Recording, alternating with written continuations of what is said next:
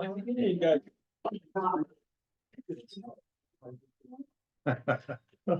ding. Good morning, everybody. Welcome to Contemporary Issues class.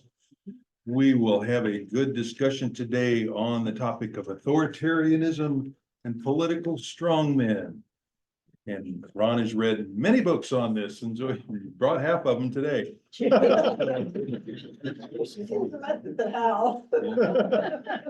But a relevant topic not only to politics today, but to our sermon too, because Rev Mark mentioned that, of course, many of the disciples and followers of Jesus expected him to be a political strongman to overthrow the Roman occupation and rule from Jerusalem with a new age. And so this idea of an authoritarian strong leader has been around ever since people. So good topic to look at occasionally. Our usual announcements. Zoomers, welcome Susan and Joe. Nice to have you here. And we are recording this for future playback on YouTube. And our usual notice that we have another political topic today. We might mention Mr. Trump and Mr. Biden and other political leaders. And so please be considerate of other folks' political leanings and respectful of everyone along the spectrum. Wherever you are along the political and religious spectrum, we are welcoming you and we are respectful of your beliefs. So with that, any other announcements? Anybody do anything exciting at Big Sur maybe this weekend? Where did anybody serve that you'd like to share? Ron, how about you? Where did you go? We did the Women's Bean Project on Alameda, and several in this class. Steve did too. Our group. Good. Yeah. Linda, did you somewhere? Yeah, what are you gonna tell us? Something exciting. Pardon Last me? weekend, I went to Berlin for the weekend. You went to Berlin for the weekend? Wow, Parker was in a big concert. Yeah, trombonist. your grandson. Great. Yeah. Well, we flew in Friday and we left Tuesday, 5 a.m. So it's actually, we were there 3 days ago. Weekend in Berlin. How did he do? But How did he do? he did exceedingly well. It's crazy. Yeah, he tried out for the university Wow. orchestra and band, and he didn't make it. They were only taking music majors, and he's a chemistry major. Okay. So he found a community band, Okay. and he joined that. And for the first, it's been in existence for 25 years. They're all adults. But the first time they were asked to participate in the first playing of a concert called Planet Earth. And it was really cool. So they didn't wear lederhosen then? But I had German food every night. Very nice. Sauerkraut. Let's take sauerkraut. And the red cabbage. Oh, it's great. Yeah, fried potato. Any other? I don't know what the seasoning there do, but it's sure yummy. Wiener Schnitzel. Oh, and the beer. Yeah, and a beer, German beer. Okay. Well, I told Ron, I thought this was a great topic because we've been hearing more about in recent years about more authoritarian leaders, even saying they think that democracy in some cases is not the right form of government, that some people even think for America, it has run its course as the best form of government, and that a more authoritarian leader, it would do America better than the democratic system can. An example of that was, I was telling Ron, I think it was El Salvador or one of the Latin American countries just recently elected a very young leader who Bukele. who is it? Bukele. Bukele, okay. He's not on the right, he's not on the left. Okay. But he's very authoritarian also, and he came in and stopped the gang violence of that country. Rounded And- up 76,000 people. 76,000 criminals or gang members, so he's very popular, but he also reduced the Supreme Court powers of the country, and so enhanced his own powers. So it's a blend, but he's a very popular authoritarian young leader, and kind of in this trend that's going on in the world. So, Marvin likes that. So do those criminals have trial? No. no trials for the criminal. Well, they say that they're going to implement due process, but there's an estimate about 10% of those were not gang members. They just run with about. Because of El Salvador. El Salvador. They just go to jail, that's it? Yeah. Round them up, send them to jail. Yep. So with that, Ron, thank you for bringing this up. Good topic. Okay. All right, welcome everyone. Let's get started here with the slide set. Okay, let me hit the share. And we'll be screen. passing around some of the books to take a look at. You've read them all. Call it The Age of the Strongman. By the way, one Russian who injected all kinds of gels in his biceps and stuff is in danger of losing both arms to gangrene. That injecting massive amounts of gels and stuff into muscle tissue can be greatly dangerous, and You know, that's ugly. yeah. Okay. Hey, All right. you remember the series, The Terrible Hulk? Yeah, comic book. Incredible. Oh, yeah. Yep, the comic book. Oh, yeah. Green guy. Excellent. Okay, there's an international organization called Freedom House, and Freedom House puts out a rating of all the countries of the world every year. The latest report for 2023 just came out, and it rates every country according to, the first column is its political rights, and the second column is the civil liberties. The country ideally wants to get a score as close to 100 in the two additive columns as possible. Susan, Canada got a 97. United States fell down to a score of 83. So I'll pass this around if you want to look up your favorite country or countries on that list. Also, the books we grew up on. Screen, sorry to interrupt, Steve, slide. Advance, he's not talking about a particular slide yet. Oh, no, He's not showing it on a slide. right. Next slide. Okay, there's the countries of the world and how they rate. Purple is totally free or nearly totally free. Gray is partly free. And red is seriously falling short of democracy. Venezuela. And we can see the general categorization. Western democracies definitely fall heavily into the democracy categories. We can see South America, it's got some spots, Mexico, Venezuela, others that are in trouble to some degree. Bolivia. And of course, Africa, a continent in turmoil, and certainly a continent with great problems for democracy. Here's the book we've drawn most of the material from today, or a significant amount, The Age of the Strongman. There's a chapter on some of the biggest strongmen in the world in this book. And we passed out a copy of the chapter on Donald Trump. You say, Ron, you're picking on Donald Trump. Well, he does match the check boxes for authoritarianism and strongman. So we're calling a spade today. So the chips fall where they may. So there's The Age of the Strongman, another good book. Spin Dictators.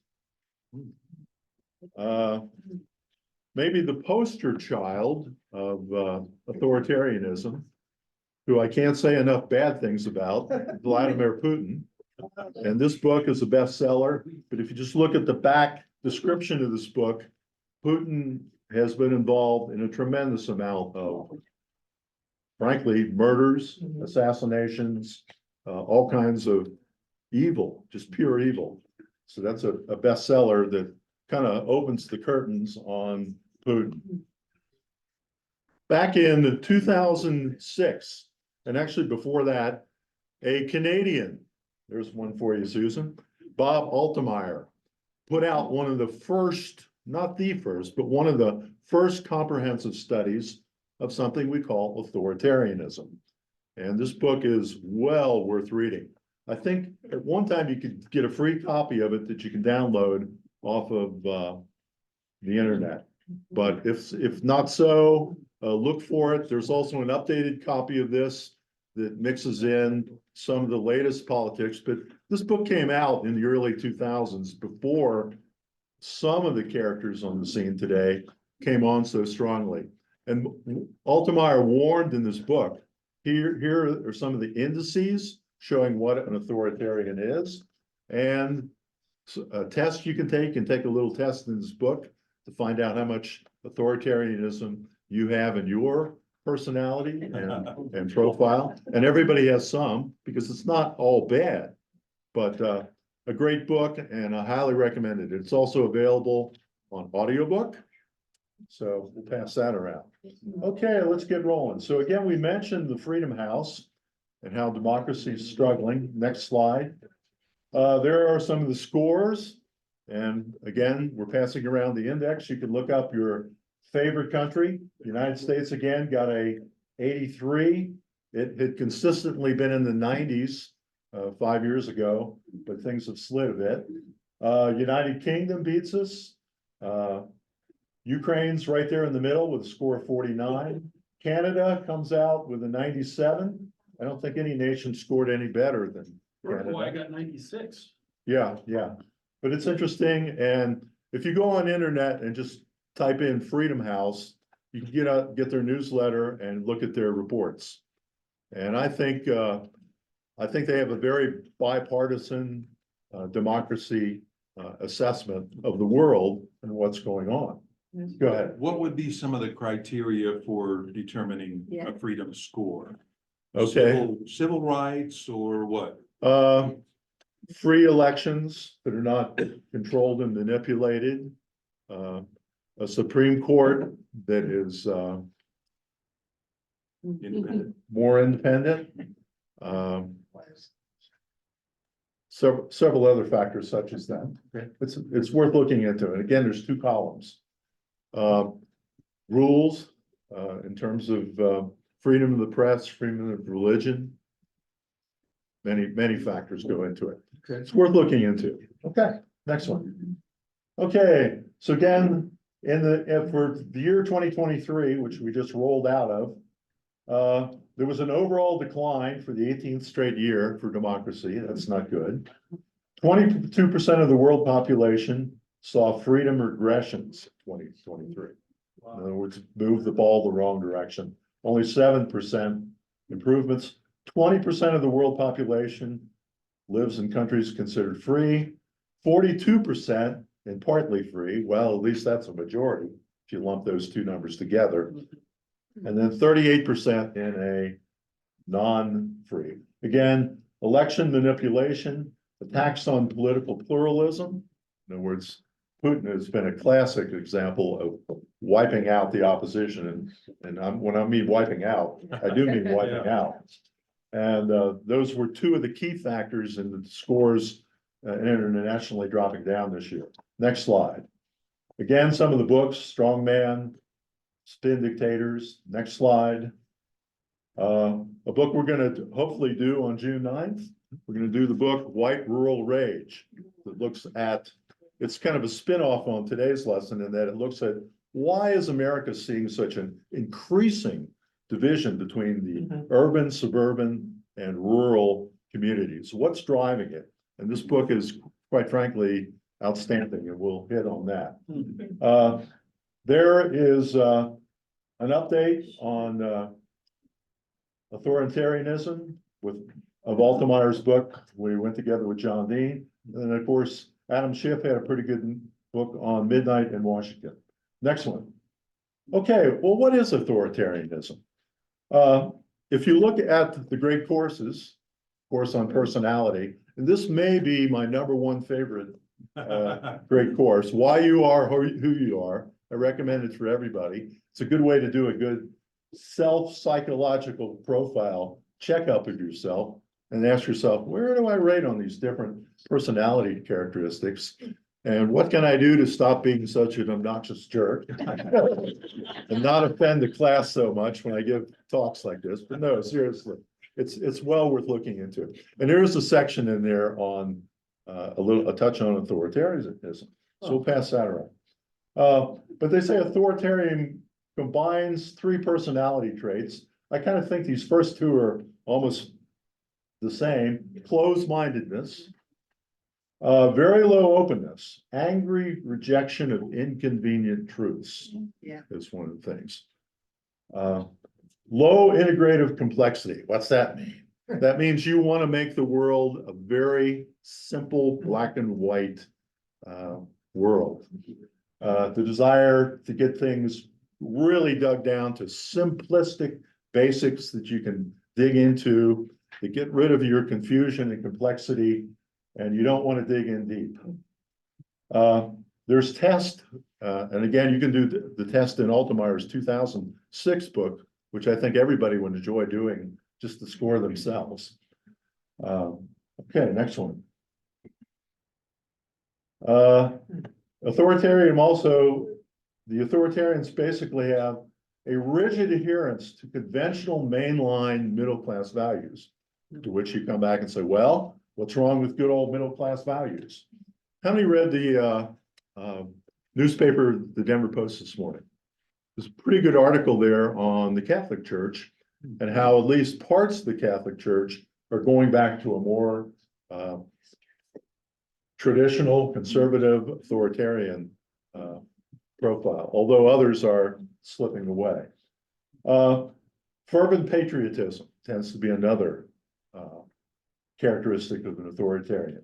Love it or leave it. How dare you kneel during the national anthem? Strong adherence to traditional sex roles. Women should be barefoot, pregnant, and in the kitchen. The group there, Village People, that was a gay band that was put together of deliberately with people of binary and homosexual orientation. Of course, they made some pretty good music. YMCA, yeah, whatever. Okay, but within a back to that slide. Within authoritarianism, there tends to be a great prejudice against anything different than you. They don't line up with your tribe and your views in religion, politics, customs, sexuality, and other. There's a viewpoint of we don't like them and get them away from us. And finally, I've got in red there, preference for strong leaders who will crack down on those who don't adhere to the party line. Now, some cracking down can be good, as Steve mentioned. If you've got a problem with gangs, violence, crime, other things, sometimes, and maybe the right answer is sometimes we need somebody that says enough of this baloney, we're going to clean it up. And so democracy is messy and lets too many people voice their opposition and would be easier without all those freedoms. Yeah. All right, next slide. She's in North Korea. Yeah. All righty. I love it. The people who tend to lean more toward authoritarianism are more, we're not saying everybody fits this, but generally, if you're more submissive, fearful, and longing for a mighty leader who will protect you from life's threats, you're more drawn to authoritarianism. One of the sample questions on the authoritarian questionnaire is, our country desperately needs a mighty leader who will do what has to be done to destroy the radical new ways and sinfulness that are ruining us. Of course, there's the old Indian proverb up there, never follow a leader who is more in love with power than people. And Sinclair Lewis's famous statement from early in the 20th century, when fascism comes to America, we'll be wrapped in a flag and carrying a cross. Interesting. Next one. That's a good one. Next one. Okay. So again, the score high on the authoritarianism scale, you need to show a lot of submission to authority, a good bit of aggressiveness, and insist that others conform to your precepts. In other words, you not only want, this is what I consider right, but you better do it too. Next one. Love strongmen. So we're seeing it in a world, these strongmen are arising. There are two of the most powerful ones, Xi of China, and of course Putin. But strongmen have appeared in Moscow and Beijing, but also in Delhi, Ankara, which is Turkey, Budapest, Warsaw, Manila, Saudi Arabia, Brasilia, and elsewhere. And some of those strongmen are coming and going. In other words, they're not there for life, but then again, some of them look like they are there for life, like Putin's doing his best to make sure he's there for nothing. That's a picture of Alexei Navalny. That was the primary Putin opponent who died in prison, who was poisoned probably a couple times before he passed early. But the strongman leaders typically are nationalist. I mean, they really come down. If you don't love it, leave it. You know, we love this country, and here's the things you need to do. They're usually cultural conservatives. They fit well with what I call the early 50s. You better go, they're anti-LGBTQ. They're irritated by women's rights, intolerant of change. They don't want change. Change is bad, in their opinion. Little tolerance from minorities of many kinds. Suppression of dissent. We're seeing that by many of the strong men. You kind of try to wipe out, or if not wipe them out, push aside your opposition as much as possible, hostile to the interest of foreigners, and open to violence against the opposition. We're seeing that. Next. Was Queen Elizabeth a strong woman? Interestingly, there are almost no strong women. Maybe the only exception is Marie Le Pen of France. What about in Italy? There's a few, but they're rare, and you ladies are just not coming up with enough authoritarian jokes. Need to work on your sex. You're just being too nice. Come on, you're supposed to spawn some real jerks, you know? Okay. This just came out of the news in the last 2 weeks.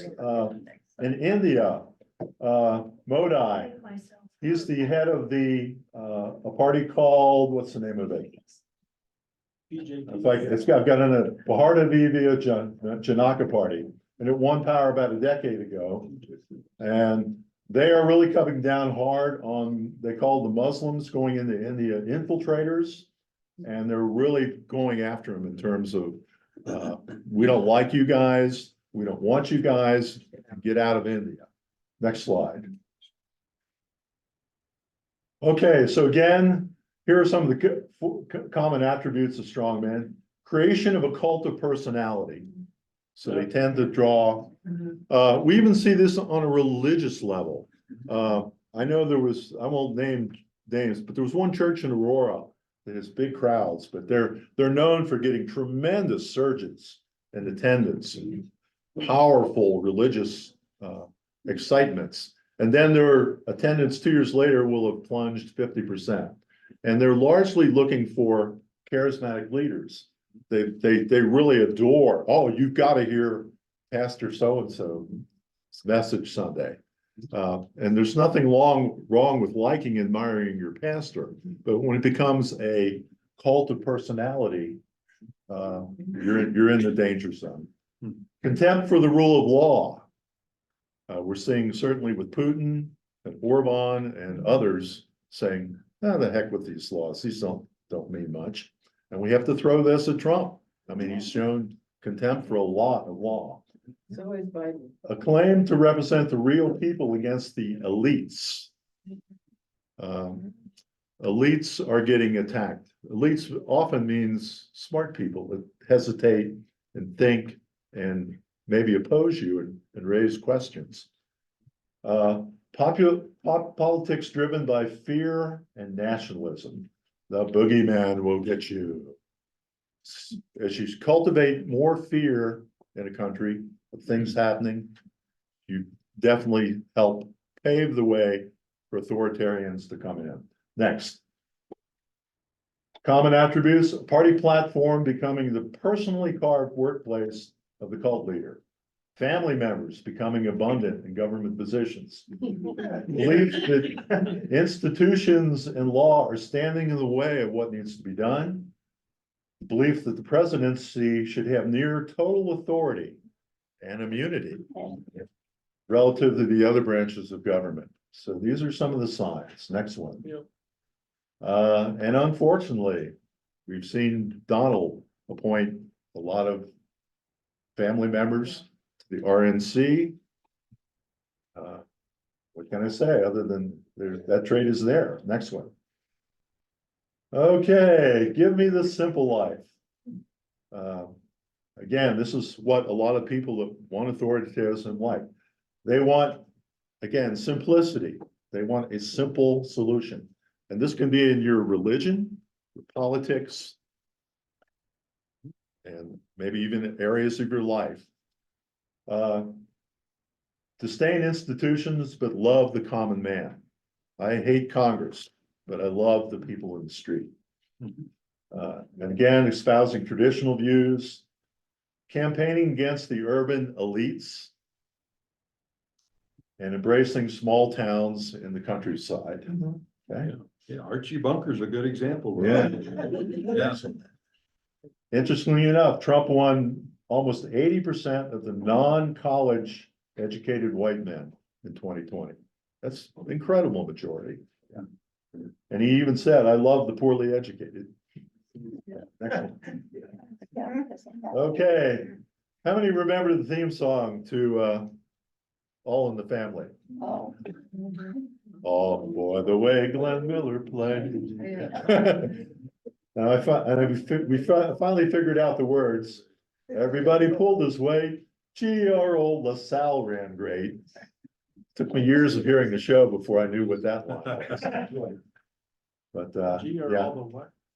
Gee, our old LaSalle.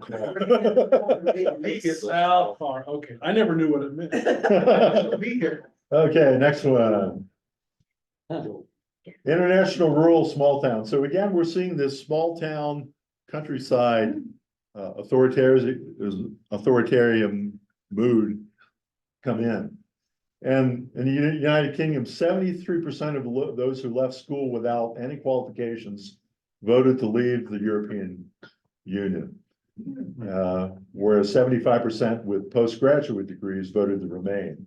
In the Philippines, Rodrigo Duterte campaigned against Imperial Manila and its liberal elite. In France, and this guy's, in my opinion, a good guy, Macron, swept central Paris in 2017 on the vote. Macron, of course, is the current prime minister of France. But Marine Le Pen, who was the authoritarian person, thrived in the rural outback areas. But Macron definitely got his support and won the prime ministership And of there's a new France. guy that's taken her place. Okay, I haven't heard, but Yep. I'm sure, yeah. Hungary and Poland have had drifts toward authoritarianism. It looks like Poland's coming back a good bit. The Ukrainian war has made them embrace democracy a lot more strongly. Whereas in Hungary, we do have Orban. Right. And unfortunately, Trump went to meet with Orban recently. They're buddies. That's not a good sign. Next one. President. Underlying cause, and again, when we come back on June 9th to look at white rural rage, we'll look at, well, why, what is it that makes people so prone to this? There's certainly in America today and many other countries, anxiety about racial and demographic change, tremendous anxiety, loss of power and social status, particularly by the white males and a lot of the young white males. Deterioration and dying of traditional industry and jobs, coal mining, steel, small farms, single industry towns, and agriculture. I think even in the rural area, the percentage of people employed in agriculture, I think is dipped under double digits. It's down to like 8%. Most people in small rural towns are not working on Farmer Brown's farm. They're working in maybe the feed store or the supermarket, but they're not working out there in the cornfield. There's certainly a concentration of technical jobs in corridors of excellence. And the new jobs often require special skills and new locations. Next slide. So Ron, why do you think the less educated support authoritarianism rather than the more educated? As simply as possible. This is kind of a loaded question. No, I know. Yeah, make it simple like an authoritarian. So it can appeal to us. I'd have to think on that, to give you a Okay, good, click on it. okay. Yeah, I have a comment on that. I think part of the reason is that it's a lack of learning critical thinking skills. Okay. Because to me, that was the main thing. I mean, yes, you learn other skills in college, but it's that critical thinking and learning learning to think for yourself. So, I mean, that's a possibility. I think it's fear. Fear? Fear. I Okay. think fear drives a lot of this, and for a lot of people, whether they're rural or they're low income in cities, it's fear that they're not gonna have the economic wherewithal to have a decent life. They're way down on the Maslow pyramid, survival, and I think fear is a huge perpetrator of giving power to people, who are powerless. And also it's that herd mentality, which is the uneducated, in my mind. Critical thinkers are not herd followers. Oh, Herd mentality. Yeah. Carol? okay. A lot of it is, our taxation system is out of control. The way we're taxed. That's- Nationwide and the taxation system, of course, reflects the vote of the country. You know, how they vote for the taxes nationwide and locally in the state. And that's certainly a subject for a full lesson. Yeah. Yeah, The Yeah. taxation system is totally out of control in the United States. okay. I think they're really trying to ruin the middle class. And then you have a two-class system. You know, the poor and the rich. And maybe this is all tied in. Slide we'll just touch on real fast.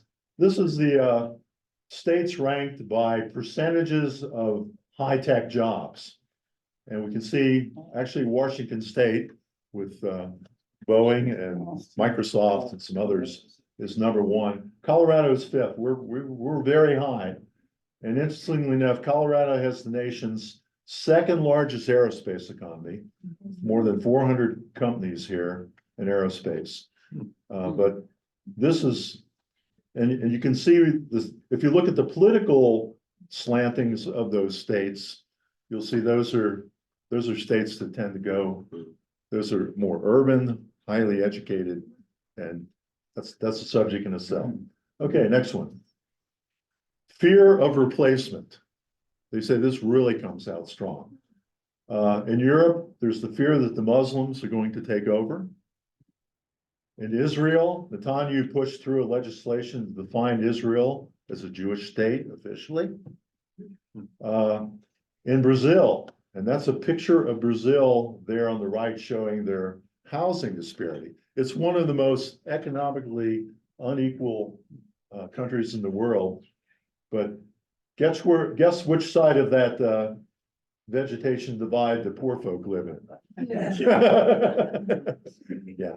Favelas. And Brazil is facing the challenge that in the 2010 census, finally, the white Brazilians are now outnumbered by the black and mixed race. So Brazil is having tremendous difficulties adjusting to its inequality, both racially and economically. India, we mentioned Modi. The Indian Hindus make up 80% of the population in India, and they campaigned against love jihad, fear that there was a plot by Muslims to marry Hindu girls and dilute the purity of the nations. So, yeah. Next one. And then, we even see it in in the American church to a certain extent. The authoritarianism. There's a desire for a militant masculinity, a patriarchal authority, and a callous display of power home and abroad. So the same issue carries not only from politics, but into churches. Next slide. Putin, I won't do much on this slide other than say Putin's the poster child of authoritarianism. And there's a picture of Erdogan, Prime Minister of Turkey, and he's moved towards more towards authoritarianism. Next slide. Also, I'll throw the word fascism out there. Now you say, Ron, this is getting too extreme. It probably is. There's degrees of authoritarianism and there's degrees of fascism. But here are at least some of the signs. Here are some of the signs to look for of what might be some fascism trying to cultivate and work its way in. Rejection of democracy in favor of a strongman. Regarding your leader as the voice, not a voice of the people, but the voice. Stroking rage against cultural elites, encouraging violence. Stirring nationalism based on race, ethnicity, religion, or bloodlines. Next one. Again, be on the lookout for fascism. Fascism. If you start fascism, I've spelled it. The way you pronounce it. Yeah. Instilling brute strength in warriors. The fascist philosophy wants to come up with really super strong males in particular that you can look up to and kind of bow down to. Disdain of women and LGBTQ, stress of the heroic male. Next one. Was Hitler a fascist? I know Mussolini was. Was Hitler also? Yeah. Represents. Okay, next slide. I believe fascism has its began in Italy. Okay, we're almost done here. Steps to combat strongmen. We need to be more watchful. First page. We need to welcome modernization. Actually, economic and social development remain two of the best weapons we can have to try to suppress the rise of authoritarianism in other areas of the world. Next slide.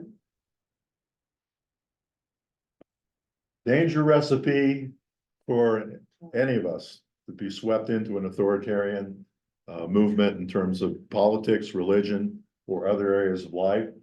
If you submit too much to leaders, if you trust leaders too much, and the word too keeps coming across, and you give leaders too much leeway to do whatever they want, those are things you got to watch out for. Does that include pastors? Yes. Yes, yeah. Next one. And again, we need to cultivate the democratic essentials, checks and balances, rule of law, protections of rights and liberties. There was a book called Absolute Power, how the unitary executive theory is undermining the Constitution. The unitary executive theory says, give all the power to the presidency. Let them do whatever they want, but Congress can just kind of be swept away. So that's one of the dangers. Next one. Of course, there's that Ben Franklin quote coming out of the Constitutional Conventions in Philadelphia. He was asked by a lady in 1787, what do we have? Well, doctor, what have we got? A republic or a monarchy? And Franklin replied, a republican, if you can keep it.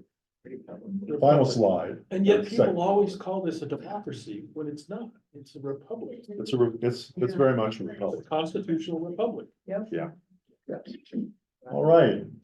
Okay, an ad for June 9th. Stay tuned. There was a very interesting, I have not read it, but I've seen some video excerpts of an interview they had with Trump that talked about, this is just him saying what he would like to do when and if he gets a second term. Okay, let's Is jump that the to, one where he says, I'll be dictator the first day? yeah, at least, yeah. So then, okay. And wouldn't be a final conclusion unless I could quote that scene from Smokey and the Bandit. What we're dealing here, this is Jackie Gleason playing as Sheriff Buford P. Justice. What we're dealing here is a total lack of respect for the law. And then, of course, there's Captain Kirk getting taken for a ride by somebody he doesn't want to get taken for a ride by. Very good. Okay, so something to offend everybody. Hopefully today. But let's get some comments going here. Go ahead.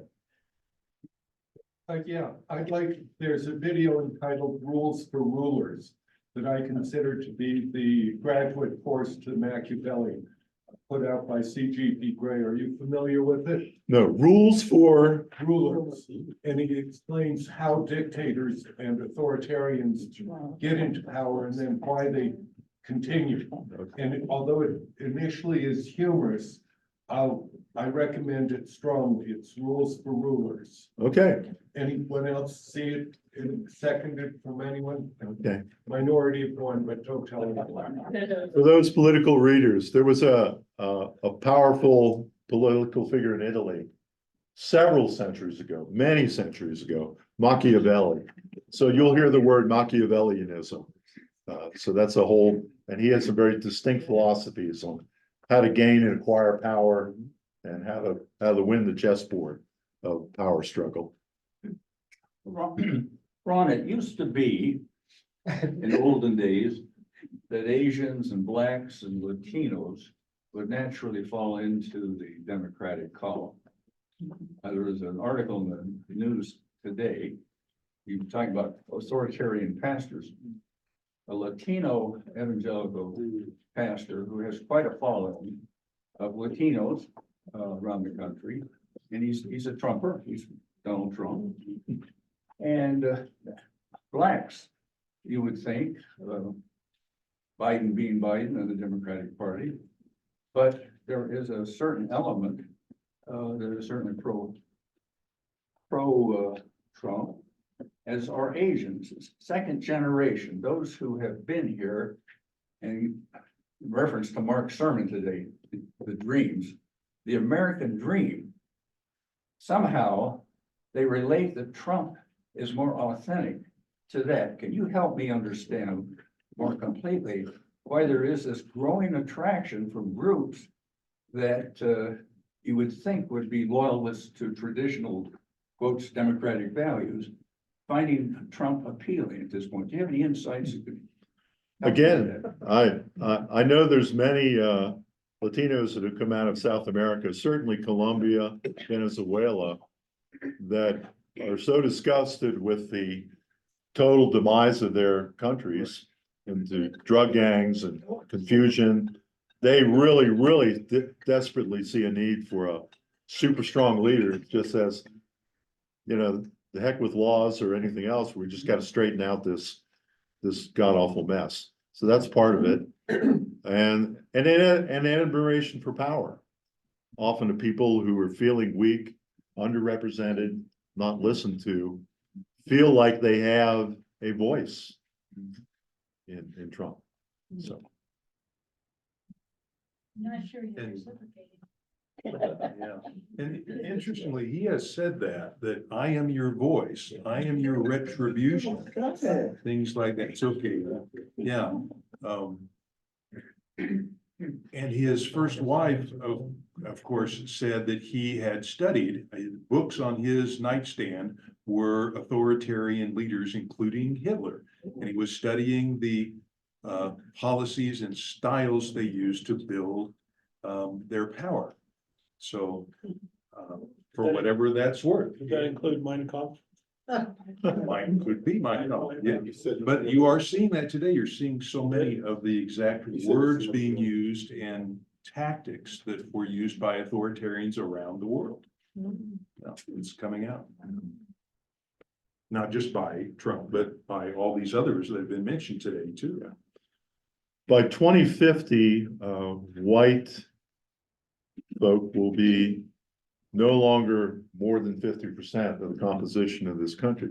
However, the white group will still be, by far the biggest Biggest minority. minority, yeah, with the most muscle. But in a way, we're struggling with, can America become a very successful multicultural society? Or will the multicultural template not work?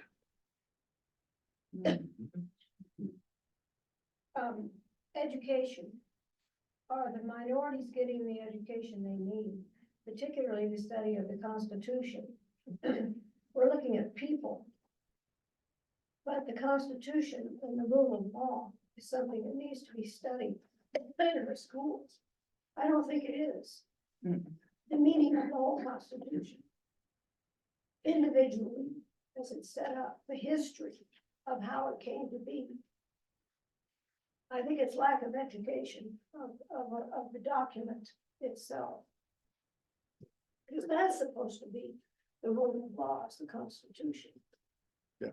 Not a person, but a document. Very well said. Okay. Is And the that's, Pledge of Allegiance still, Pledge of In Allegiance some still places, yeah, in some schools, in some schools still but recited? even though they recite it over the intercom, the kids just look at their phones and they don't say it. They don't connect to it. And they don't ask the kids to stand up, so half the class will be seated. They let them have their phones in class. All the time. Don't take it away. It depends on the teacher, but most teachers, don't make them put it up, even though a lot of the classrooms where I substitute, they've got the device, they have they look like those shoe holders, you know? They have the place where where the phones can go, but the teachers have largely just given up. You mean the study of the Constitution itself? No, I was talking about cell phones. They have cell phones. There used to be the class called civics, Yeah. and I've not seen civics I haven't seen it. in a long time. It's an Maybe in the private schools, but I haven't seen it in the public schools. My mother taught it in the public schools Did you, when was that? in Michigan. Okay. Oh, interesting. Yeah, I haven't. Yeah, after we see the American flag in the school, and sure did when I was there. Eric is a biology teacher at Rock Canyon High School. Retired. But I still substitute there a lot. But you come from the basis of education is what Yeah, I'm not sure what your name is, but I couldn't agree with you more, that education okay, It's Sue, really- I think, Well, the yeah, the secret to. study, the actual study of the Constitution, how it came to be. Because Exactly. the country went through a civil war. I mean, it wasn't just because we all sat down and said, okay, we're gonna do this and this and this. We fought over it then, Not a lot. a lot. There was a lot of blood and we had a whole civil war over the whole thing. Yeah. And, you know, it wasn't easy to get to where we're at. We You had betcha. to shed a lot of blood, a lot of freedom. There was slavery. You know, there were people enslaved, terrible things going on then. okay, Sue, I have been told that Cherry Creek High School is teaching the premise that white males are. What? Oh, really? Yeah, now, wait a minute. What? Not in the school where I was. Well. They are presently doing that. That would have heard from me. White males are what? Chicken there. White male. an interesting, as we mentioned, the book, The Great Course on Personalities. I've also always been intrigued by, what makes some people more prone to being rebels. Steve mentioned to me, he had a touch of, you want to elaborate that? You mentioned that you didn't like following the crowd and bowing to the. Evidence. But even within families, it's interesting to see the difference between myself and some of my siblings in terms of, we were raised in the same household, the same time era, but definitely went different directions. Ron, Yeah. Go ahead. all these, and we've touched on this many times.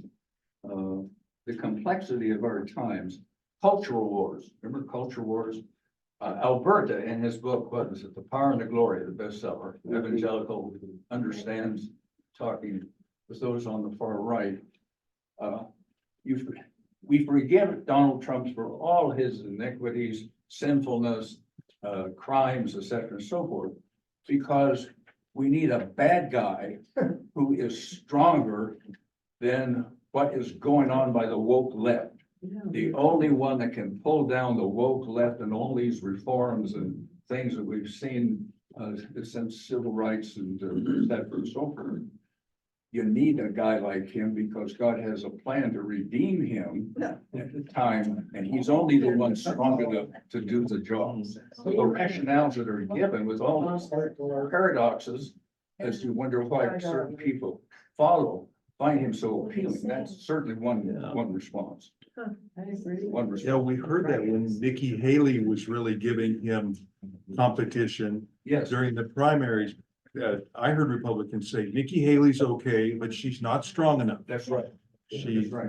if she were stronger, if she were a strongman, authoritarian, maybe we would have voted for her because Trump has a lot of negatives. But she wasn't an authoritarian enough figure. Right. Are you talking about Nikki Haley? Nikki Haley.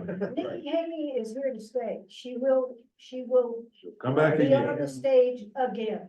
I liked her. She's in the background now, but she's. Yeah. But wasn't she more of a globalist and not a nationalist? Wasn't that another reason she didn't Yes. appeal to the Yes. Republican? UN ambassador. UN ambassador? Yeah, she's got the ability to appeal Yes, to both sides. yes. I agree. And she was a strong woman, a strong leader, but not an authoritarian. Type Well, thing. she's not, she's around. Yeah. She ain't going anywhere. No. I want to give Susan and Joe a chance to say anything without feeling like they're interrupting. Anything from the Canadian perspective? Today's, Yeah, good question. Well, I was just thinking, maybe not from the Canadian perspective, but I know that the Liberals just took the majority in England. So I think that there's that cycle that goes back and forth. And I think in England, when they had the Brexit and all of that, I think that people got kind of tired. And so it looks like there might be a little bit of a swing in the UK. Didn't know that. good point, thank you. Well, it happened in the Philippines also. Mhm. Because in the Philippines, after Duterte did his 6 years or 8 years, whatever it was, they've now elected the son of Ferdinand Marcos, who was an authoritarian, but his son has tilted toward the US, and now we have 5 military bases. Oh, wow. Well, they're not our bases. They're allowing us to stay on 5 different bases because of their fear of China and also the Taiwan. They're only 90 miles away from Taiwan. And Steve, can I just add to that, that I work with a lot of Filipinos and they all liked Duarte, is that how you pronounce it? Because they felt very threatened by the crime. And I was really surprised by that because he was so, I mean, he like the guy in Central America, like grabbed up a bunch of people, killed them, threw them in jail. I mean, there was no due process whatsoever. So I was glad that Marcos took over again, but the people that I work with, they all thought this guy was so wonderful because he was taking care of it from an authoritarian perspective. Heard the same thing from my friends in the Philippines. Yeah. Interesting. Reminds me too of, remember the Arab Spring? When we thought that, that the Arabs in Egypt and in some Arab countries were protesting, and we thought that would be a resurgence and all the young people would stand up for democracy, and then that all fell apart and went away. And it was just an example to us, like Afghanistan, that democracy is not, everybody's not as in love with democracy as we are in America, and it doesn't catch on and catch fire in every country that hears about it. That there is a natural inclination by many people toward authoritarianism and socialism and other government forms, other isms, communism. they are appealing to people of different cultures because they don't all think like we do. Imagine that. Yeah. And why is that? Because people are different around. Is that the herd mentality again? It's just easier to go along with the dictatorship attitude of governing? Is it just? Especially when they easier? promise to take care of you. Yeah. I'll take care of you Yes. from the gangs or from the black people and the Muslims moving in. There comes critical thinking. Yeah, Lack of education. yeah. Lack of education. Yeah. Too. You start educating your, people from, birth on. And giving them freedom and giving them power. Lack of education, in the constitutional, way. But the liberals also promise to take care of us too, don't they? We'll give you more. I'll forgive your student loans. I will do this and that for you. And so that's not going toward authoritarianism, is it, Ron? But it's still promising to take care of you and buy your allegiance. Sweden, Norway, and Denmark. Mhm. Sweden, Norway, and Denmark. Mhm. I don't know how this country can sustain But they're half, the debt we 34 trillion carry in debt. and still be the country that I grew up in. That's very scary. Yeah. What's happened. Well, it'll never be the country we grew up in. It'll never be. Yeah, it's always changing and will change. So. But for 7 years, the happiest people on earth have been living in Finland. And Norway and Denmark are in the top 5. But you know, Ann, who's oftentimes with us, she told me, she's Finnish. She said they have the highest record of alcoholism too. That's what they're having. It's so cold. They also have very high suicide rate. Yes. Very pretty. Did they really? My reservation for Australia. I always thought Japan was leading the world. Japan and South Korea, suicide. Interesting. In suicides? Japan? Just a couple minutes left. Any thoughts? Anybody that hasn't spoken yet? You know, Alice, go ahead. On the 9th of June, we're doing another potluck like we did out here, what, a couple months ago? So just put that on your calendar, Okay. 9th of June. So I am sure. Is that a Friday night? It should be a Sunday. It's Sunday after class. Sunday after class, after we hear about white rural rage, we will. Yeah.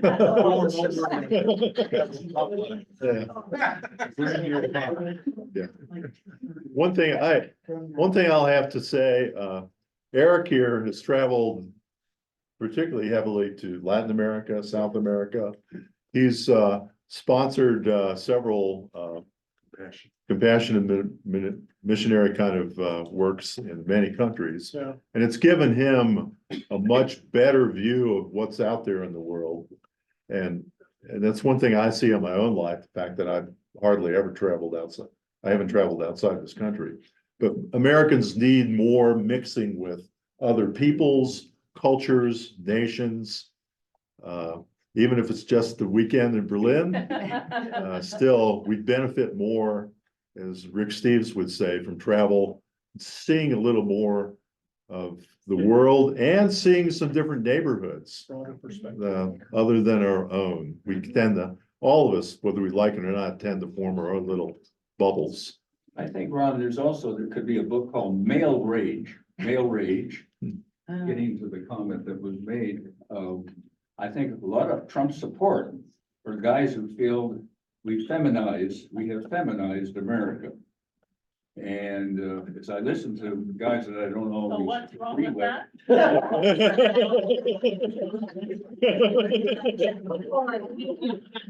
I do think that's a good bit of his support. I don't know if I agree with that. Not a girly boy. As Schwarzenegger used to say back in California, the girly boys, Yeah. Somehow Trump provides some kind of persona like that muscle guy, he's flabby, the image. Yeah. Would you agree somewhat? Oh, yeah. And they've even shown on, that's why pickup trucks sell so well. Most guys buy pickup trucks not because they're doing farm work or loading hay, but it's for their image. It's for their image.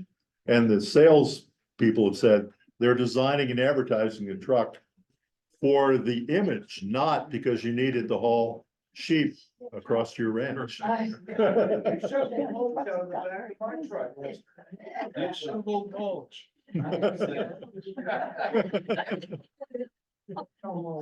But the village people saying macho man, I want to be a macho man. One final thought too, before we go, we see the strong men, strong leaders, not only in politics and religion, but in our TV advertising in Denver. Have you been in an accident? Come. That's right. Hire me to be your advocate in court. I'm the strong arm. So. Don't forget Diane Sawyer, And Soya, Diane Sawyer. so boy, she's another, yeah. So it's just another example. So many places, it helps to show that you're powerful and taking care of it. All righty, thank you, Ron. Okay. For a great presentation. Good discussion. Okay, hope to see you next week. Thanks, everybody. Okay.